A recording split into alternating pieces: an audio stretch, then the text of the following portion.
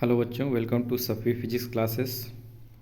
जैसा कि आपका बोर्ड एग्ज़ाम फिजिक्स का पेपर 1 मार्च को है, उसको मद्देनज़र रखते हुए ये वीडियो बनाई गई है। काफ़ी इंपॉर्टेंट क्वेश्चन है, समय कम है। अब जो क्वेश्चन हम केवल भेज रहे हैं उसको आप जो है एक बार रिपीट करके जाइएगा। क्वेश्चन नंबर पहला हमारा है कि गोली उत्तल या अवतल पृष्ठ पर प्रकाश के अपवर्तन का फार्मूला है कि n/v - 1/u = n-1/r। Important question है, बहुत इंपॉर्टेंट है, पूछा था कई बार।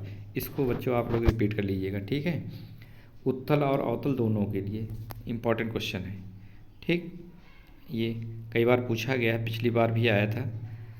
दूसरा है कि n1 और n2 अपवर्तनांक के दो माध्यमों को अलग करने वाले गोलीय पृष्ठ के लिए अपवर्तन संबंधी सूत्र लिखो। वही n/v - 1/u = n-1। कई बार घुमा घुमा के पूछा गया है, ऐसा कुछ नहीं, क्वेश्चन वही है।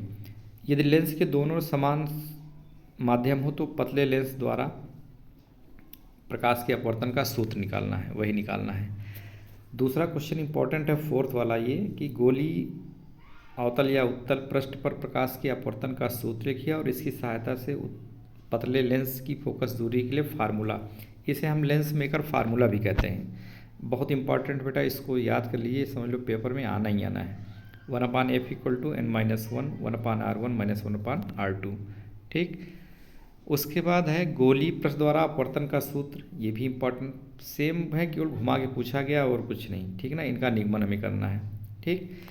उसके बाद है गोली पृष्ठ के अपवर्तन के सूत्र की सहायता से कितनी पतले लेंस की फोकस दूरी ज्ञात करना है, ये भी इंपॉर्टेंट क्वेश्चन है। एक उत्तल लेंस के दोनों माध्यम, ये भी इंपॉर्टेंट क्वेश्चन है, इसको आप देख लीजिए बेटा। 1/f = 1/r1 - 1/r2, lens maker formula. उसके बाद इसकी वीडियो हमारी पड़ी हुई, उसमें देख लेना कि प्रिज्म के पदार्थ के लिए अपवर्तनांक का सूत्र, अल्पतम विचलन कोण ΔM और प्रिज्म कोण A के पदों में हमें निगमन करना है, ठीक। फार्मूला होता है कि अपवर्तनांक n = sin A + ΔM/2 sin A/2, यही वाला निगमन करना है, ठीक। उसके बाद इसका वक्र खींचना है, इसकी वीडियो हमारी पड़ी हुई है, उसमें से बच्चे देख लेना, ठीक ना समझ में आए तो पूछ लेना कमेंट करके, ठीक।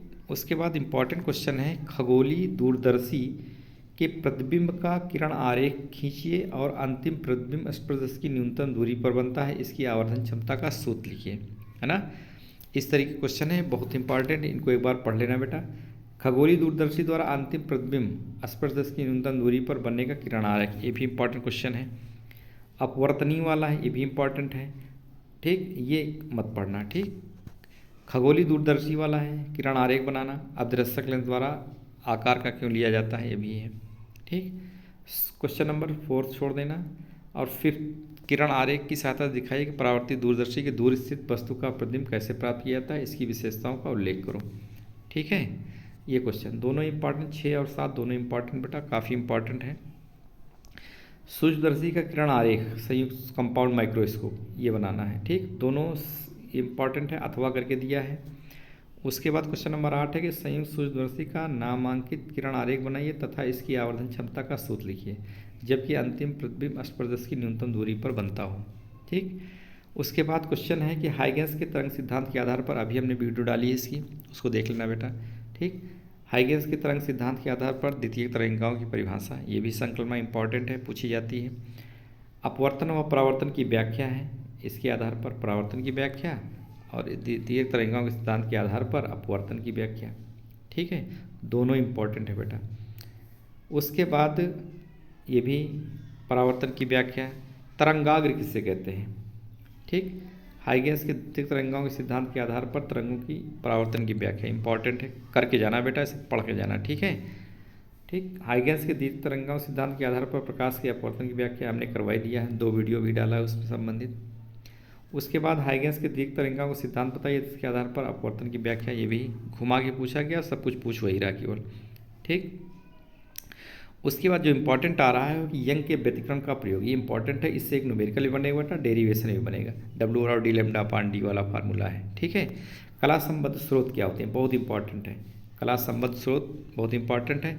इतना पढ़िए, फिर अभी नेक्स्ट वीडियो में फिर इंपॉर्टेंट क्वेश्चन हम भेज रहे हैं बेटा, तब तक के लिए धन्यवाद।